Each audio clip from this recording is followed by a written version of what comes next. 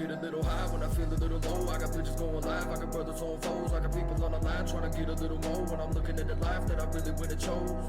I got some people who even don't doubt it. I ain't the equal, I'm thinking don't doubt it. Even it's evil if we go without it. Throw me a bone, I ain't going without it. Honestly, I'm complicated partner. Many times I'm thinking I got problems. Look me in my eyes and it's a problem. Put you to the sky cause I can't fly on the light when I'm trying to get some smoke. I got people doing life, I got people down below. Popping pillies in the night, trying to find a way to cope. Sipping bottles through the night, think I need a little more.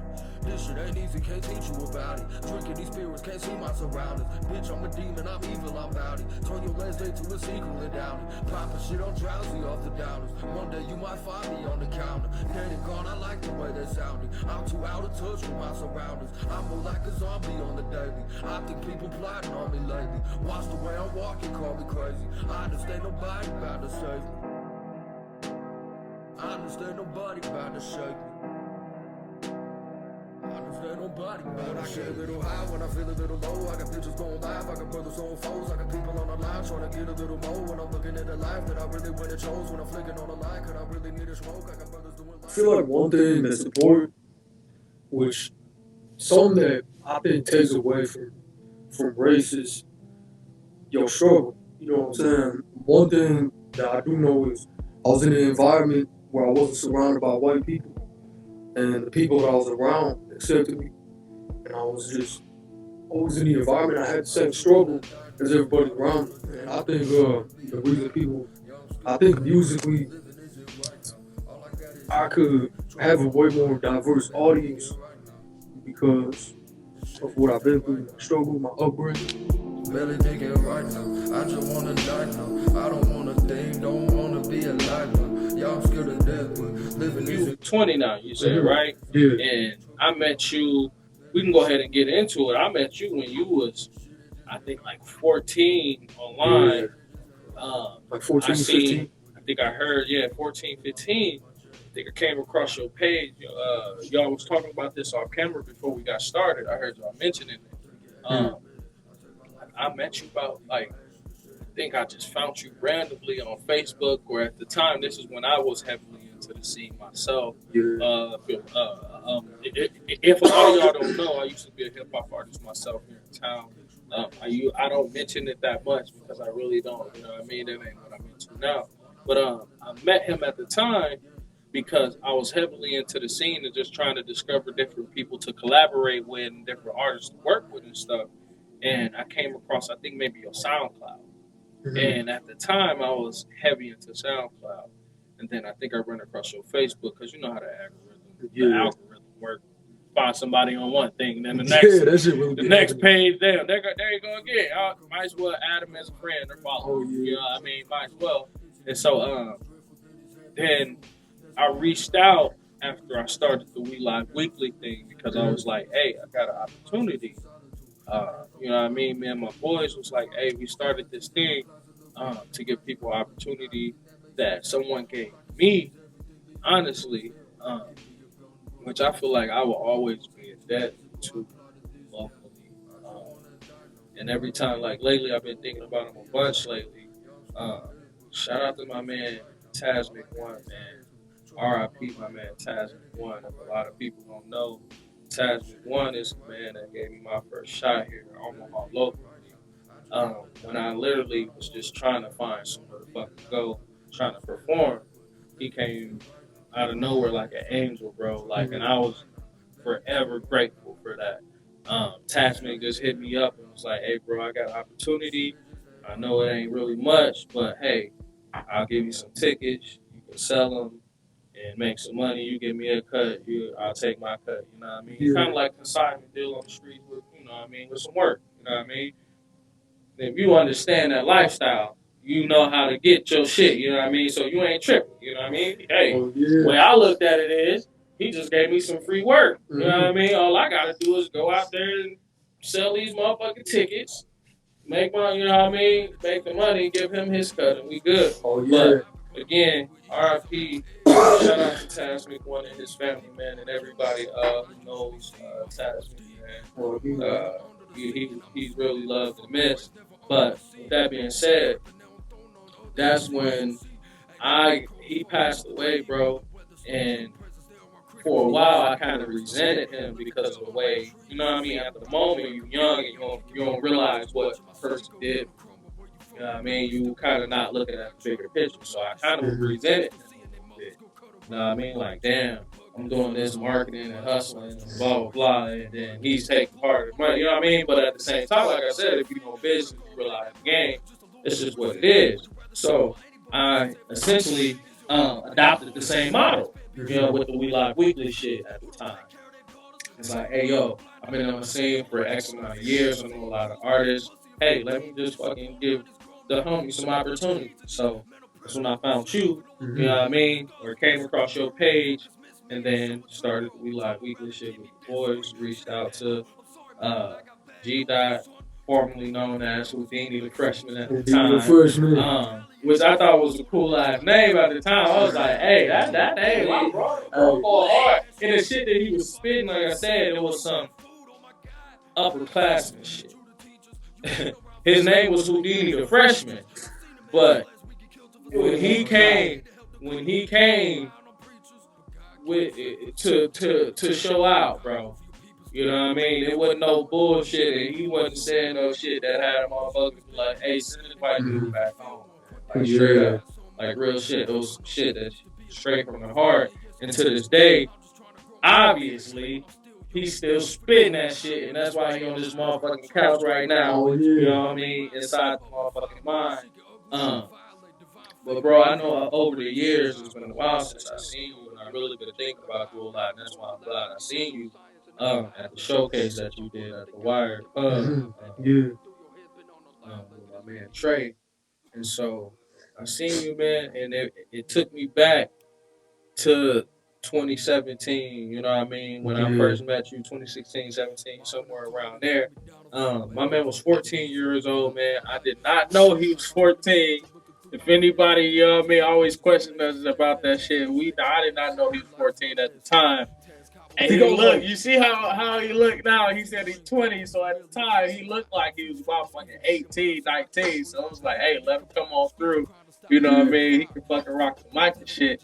But over the years, man, what you've been up to, man, like as far as your lifestyle, man, like obviously I've been hearing you say, well, we had a conversation a little bit about like your sobriety and stuff, like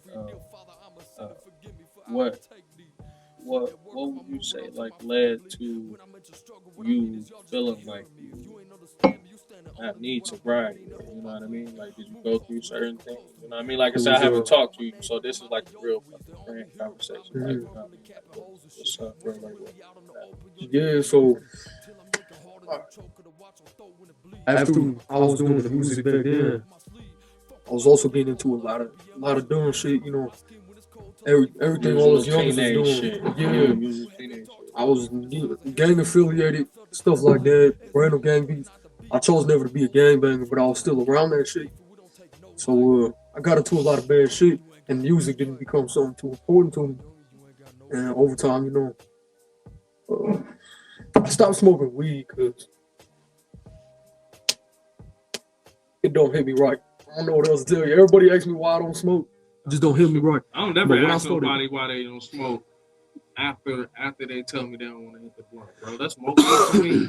Yeah, so like, but straight up, nah, then that's true because I've been through some real shit with somebody who had a whole episode that I smoked with. So I was like, yo, I don't ever, hey, you say you don't smoke, bro. Yeah. Peer pressure. So what happened was when I was around 16, I started drinking. When I would get drunk, I'd be like, this is the shit. What was you drinking? I was drinking. My favorite shit was vodka. I would always get Amsterdam.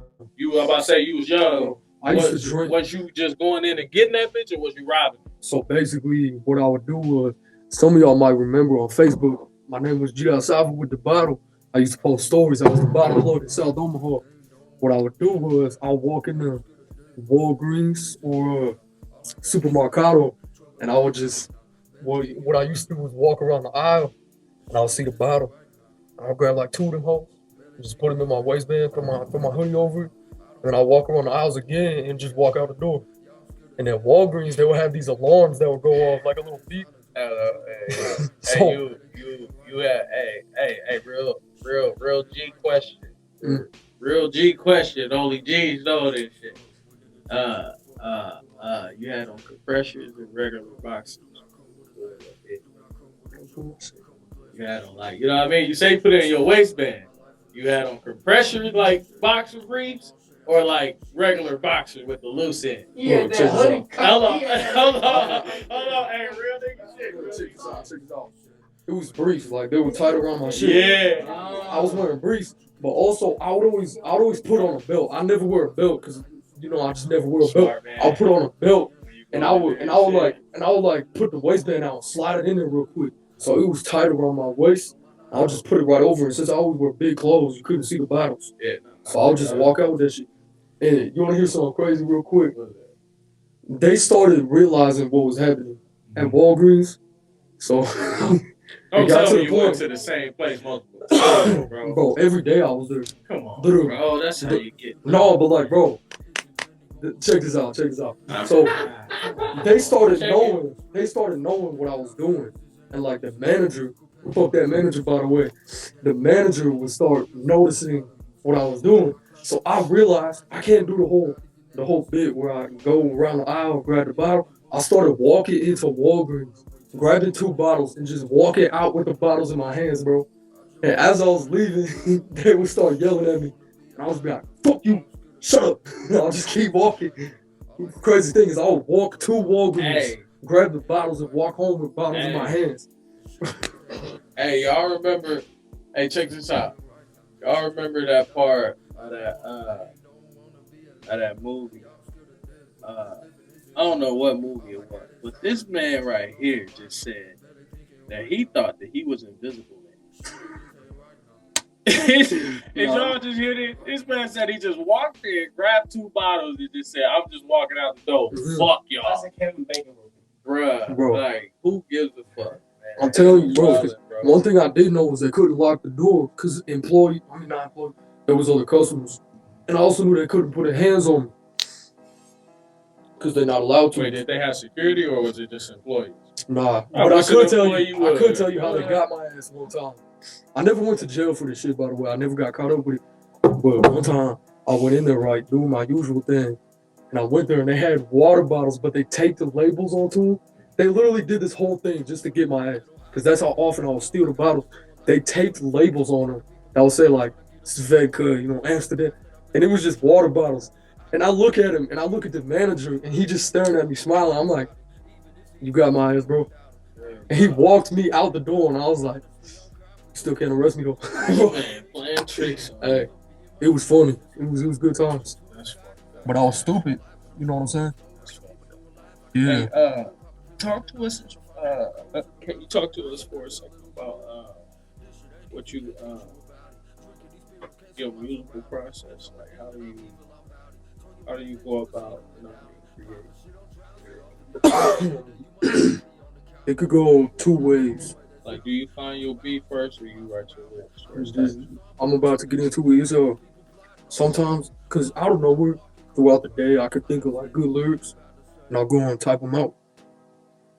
So I have like a lot of lyrics and shit, or I'll think of a verse and I'll type out the whole verse. So sometimes the lyrics come to me first, and then I go and find a beat. But sometimes I'll hear a beat that inspires me, and then I'll write to the beat. So it could go either way. You know what I'm saying? What at point? At any point over these past few years, have you quit? Right? Yeah, during that time where I stopped doing music and I started doing all this thug shit, running around with gang members. Well, bro, that's also a short period of time. It ain't like you that. Oh, you 20 still. You know what I mean? It ain't like you. It was 4 my years. age. You know what I mean? I'm 30 now. You know what I mean? So that's why I'm like. So in that time span, like you reach certain points where you felt like giving up or just writer's block. Like, have you ever felt like giving up at all, or just? I basically gave up completely on music. After I released that one, I got locally famous and shit. It got up to 15,000 views. Then after I started like slacking on the music, my mindset became nobody's gonna. The life that I really would have chose. I got some people who even don't doubt it. I ain't the equal, I'm thinking don't doubt it.